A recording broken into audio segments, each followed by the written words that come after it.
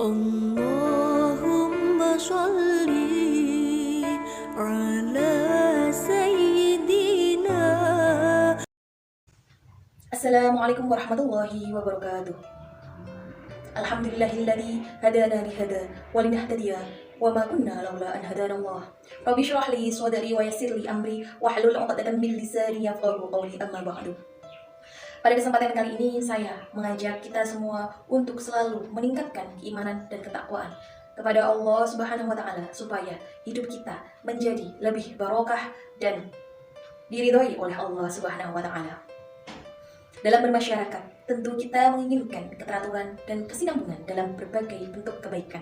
Salah satunya adalah tumbuhnya generasi-generasi penerus perjuangan dan dakwah Islamiyah.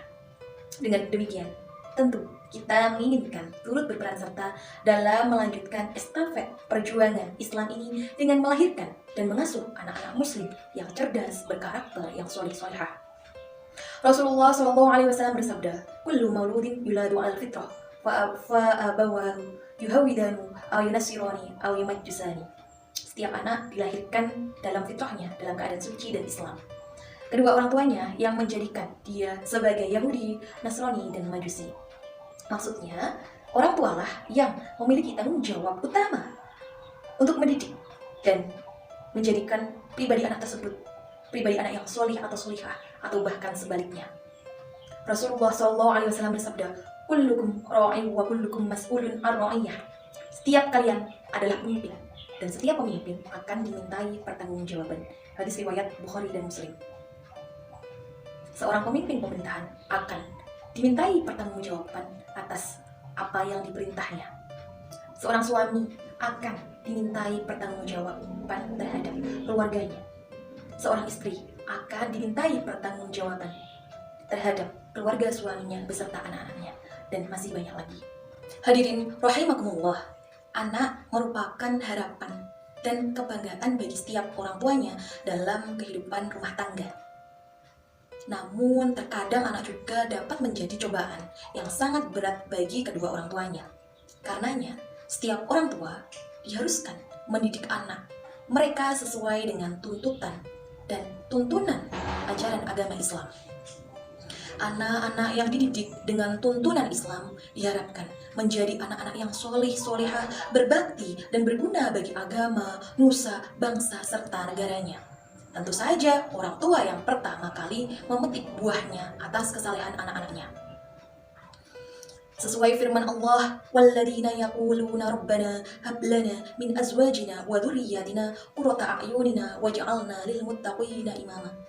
Dan orang-orang berkata, "Ya Tuhan kami, anugerahkanlah kepada kami istri-istri kami dan keturunan kami sebagai penenang hati kami, dan jadikanlah kami imam bagi orang-orang yang bertakwa." Al-Quran Surah Al-Furqan ayat 74. Rabbi habli minas sholihin, Rabbi habli minas sholihin, Rabbi habli minas sholihin. Ya Tuhanku, anugerahkanlah kepadaku anak yang termasuk orang-orang solih.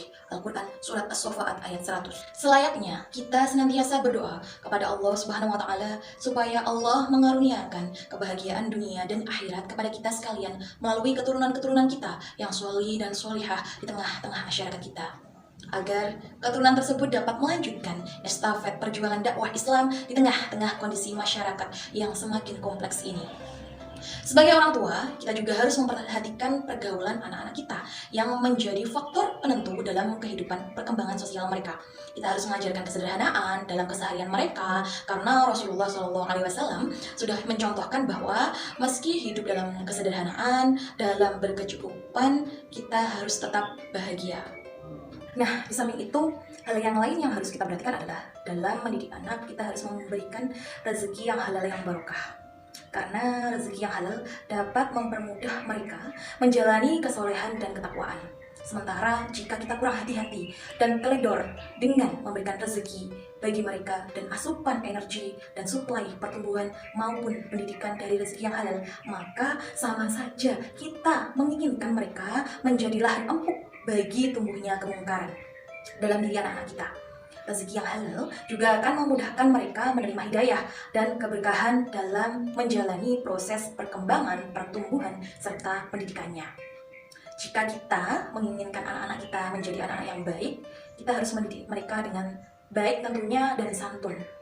Dan kita harus mengajarkan etika Islam kepada mereka. Selain itu, dalam memilihkan atau mengarahkan pendidikan bagi anak-anak kita dapat memperhatikan bakat dan kecenderungan terhadap mereka. Kira-kira bakat apa yang sesuai dan diinginkan mereka. Kita dapat menyekolahkannya menurut bakat positifnya masing-masing. Sehingga ketika telah menjadi dewasa nanti, mereka tidak memiliki keraguan akan kemampuan potensi dirinya. Contohnya, ada yang menjadi mubalik, tentara, pedagang, guru, insinyur, dan lain sebagainya. Dengan demikian, generasi Islam yang kita dambakan bersama-sama akan segera terwujud menjadi sebuah kenyataan. Dan Izzul Islam wal Muslimin dapat kita gapai secara bersama-sama. Karena generasi muda saat ini tentu akan menjadi pemimpin Islam di kemudian hari. Hadirin rahimakumullah, hal terpenting terakhir yang ingin saya sampaikan kepada saudara-saudara sekalian adalah tentang bekal utama kepada generasi muda kita, yakni pendidikan, keteladanan, dan ketakwaan. Sebagaimana perkataan Abdullah bin Umar radhiyallahu an, didiklah anakmu karena kamu akan ditanya tentang tanggung jawabmu. Apakah sudah kamu ajari anakmu? Apakah sudah kamu didik anakmu? Dan kamu akan ditanya kebaikanmu kepadanya dan ketaatan anakmu kepadamu. Sekian yang dapat saya sampaikan, mudah-mudahan dapat bermanfaat untuk kita semua.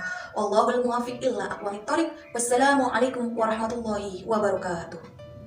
محمد طب القلوب